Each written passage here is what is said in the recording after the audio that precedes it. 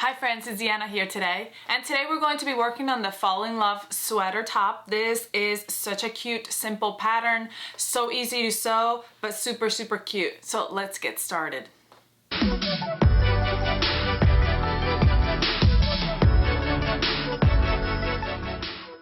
Alright, so I've got my pattern already cut out, and this pattern has been recently updated. So if you have the older version and you want to go ahead and update, all you have to do is erase that older version from your computer and download the new version for free if you already have it. If not, you need to grab this pattern because it is so cute and it is such a staple for any closet.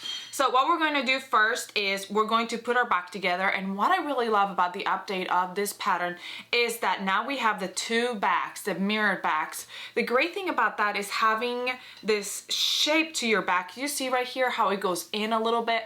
Our backs are not just straight, you know, we have a curve to our back. So having this, you know, two pieces mirrored in the back, it's great because it gives you better shape. This is more of a little bit, not super fitted, but more of a fitted pattern. So it's nice because it flows with your shape, and it's really great. So we're gonna put those back pieces right sides together and match up that back seam. Now you may say, which one's the back seam, which one's the back and which one's the front, because you know, because it's curvy. You may think that it could be the side or the middle. You're gonna look right here where the arm side is. As you can see, the arm side is much bigger than our neckline. So that's how you know that the one that faces the neckline is the one that you're sewing together right now. So we're gonna go ahead and sew that back together first.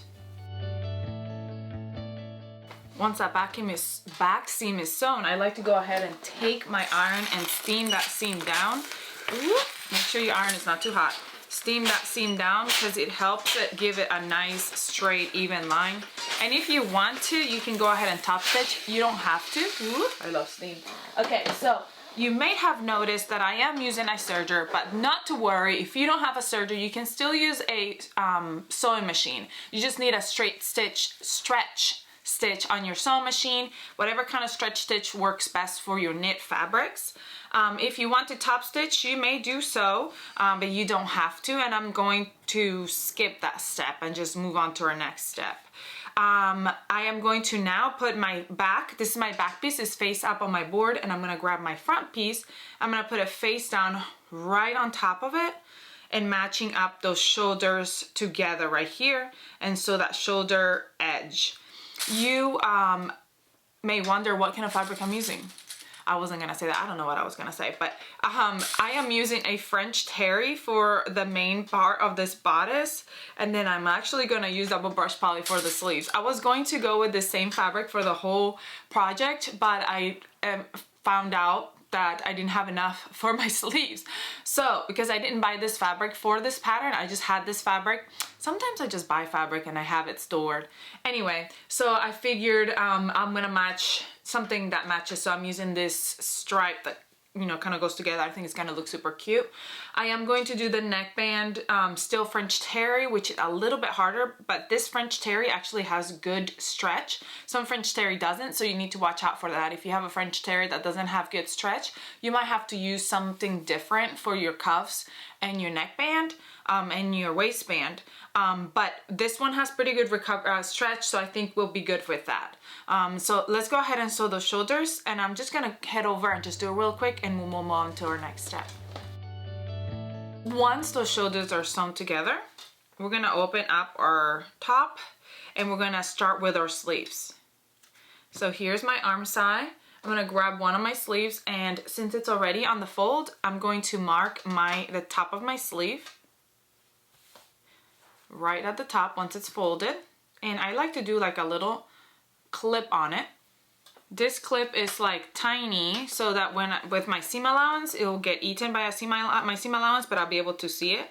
So I'm gonna put that right where my seam is for my shoulder, and I'm putting this right sides together, and I'm going down one side of the arm side all the way down, matching those raw edges right sides together, and then I'm gonna go down the other side as well. I'm gonna do that for both sleeves. The one thing I love about this pattern is that if you hate hemming, like I sometimes do. I don't hate it as much anymore because I have a cover stitch machine now, so it makes it a lot easier. But when I didn't have a cover stitch, I hated hemming. And this pattern was always my go-to because you don't even need to hem with this pattern. You can band everything. Band your, obviously your neck, band your cuffs, and band your waistband. So it's all bands, bands, bands, and you don't need to top stitch hem at all. So that is one really cool thing about this pattern. So I'm gonna do the same for the other sleeve, and then we're gonna go over there to our sewing machine or serger and sew it together.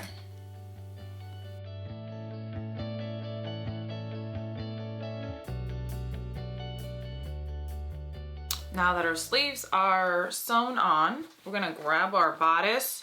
We're gonna face those sides together, and we're gonna sew those sides. I did stripes, and I kind of tried to match my stripes when I was cutting it, so I'm hoping that I can stripe match. You all know I am not the best at stripe matching, so I'm gonna try my best today. I'm kind of getting better. I think I've done better lately. Been a little bit more careful with my stripe matching. So we're putting those sides, right sides together, and then we're going down the sleeve, also right sides together, and then we're gonna go ahead and sew those up.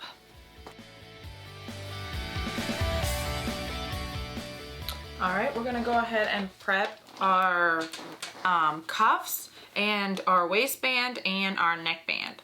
So to prep our neckband, we're gonna grab it, and I like to give it a memory fold first before I sew it together. So I'm gonna grab it, I'm gonna fold it wrong sides together at the raw edges. When I stretched it out, it kind of did the little curly thing. So steaming it will help some with that.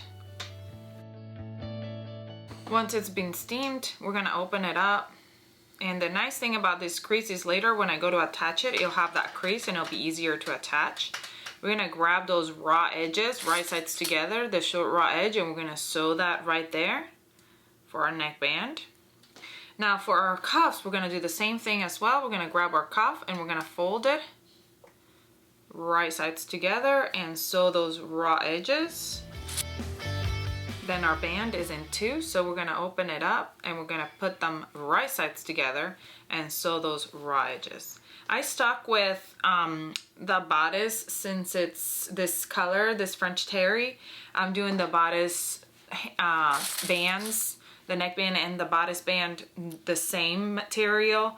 And then for the sleeves, I'm continuing the same one as well. I'm just keeping it uniform. We'll see how it turns out. You know, sometimes I just make decisions what I think it's gonna look better, but you know, sometimes I'm wrong, so we'll see. So I'm gonna go ahead and sew all these and the sides of the top, and then we'll come back to attach the bands and we'll be done.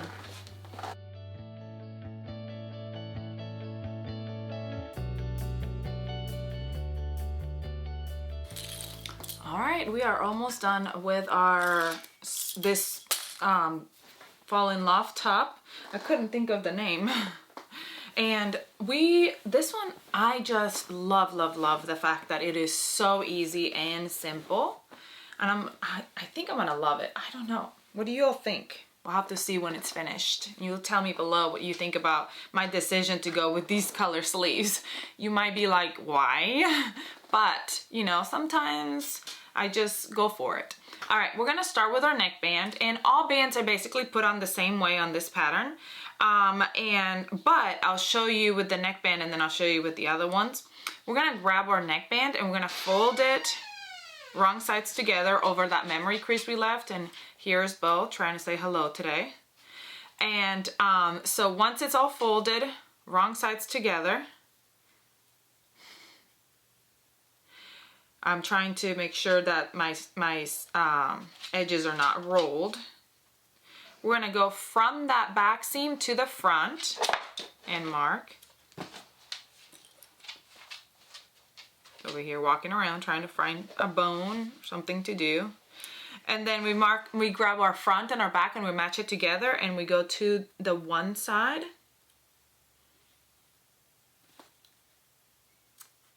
And then to the other side.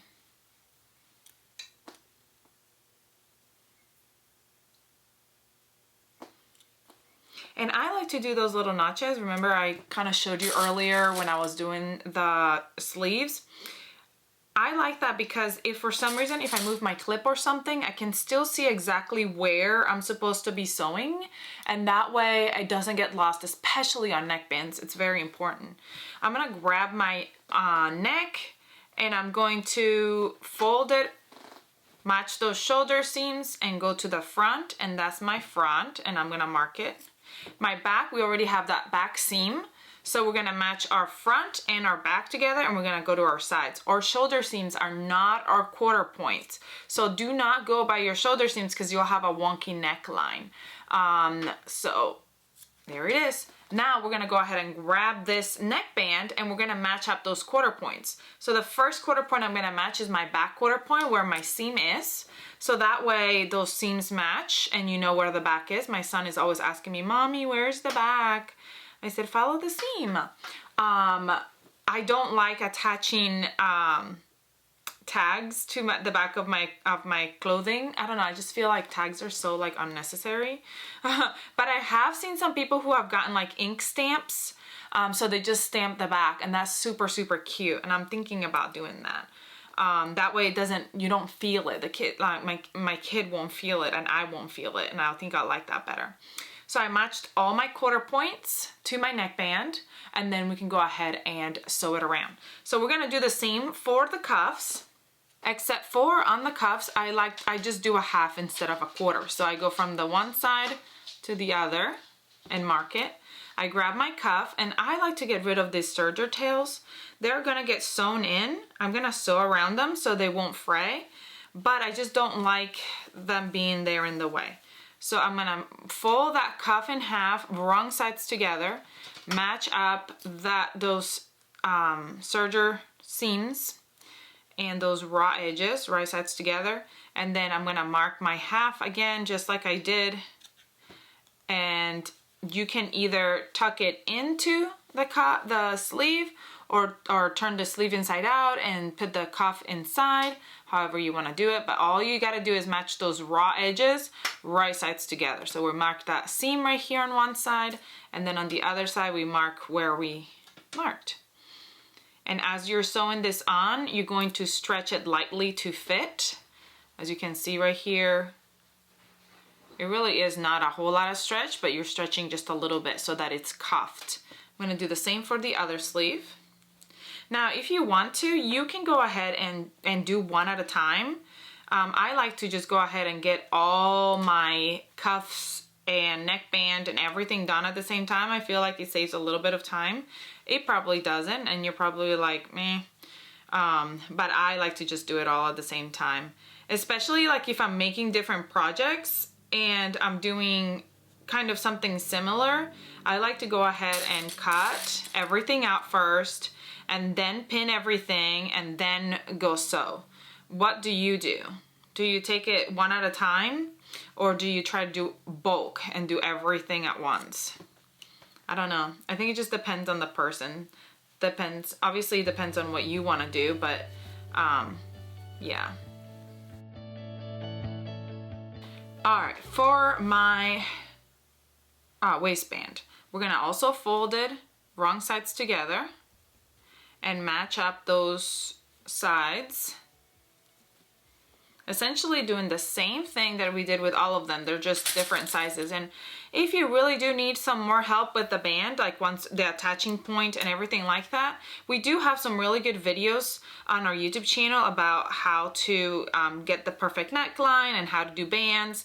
And you can go check those out. They are very helpful. I'll try to tack those in so that you can go just tap on them and go check them out. They are really great. And I'm not just saying that because I made one of the videos, but I'm just saying that they are. So I am trying to match up all these raw edges so that they're even. And here we're gonna go one side from the middle to the side and clip and pin. And then to the other side, same. Then I'm gonna grab my bodice and I'm gonna mark the front and the back. So we got the back already because that's where our seam is, but we're gonna back that front. And those sides are the side seams. So then we're gonna go ahead and fit our waistband in, matching up those side seams, and then match that back seam and the other side seam, and then the front. Now we're gonna head over to our sewing machine and sew, and as we're sewing, we're stretching lightly the bands to match our bodice.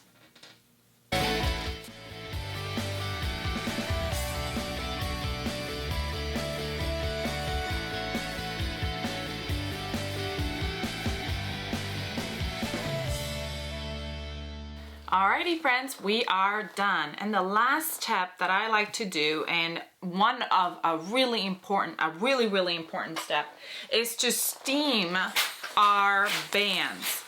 Oh, I open up where my seams are and I steam those seams down.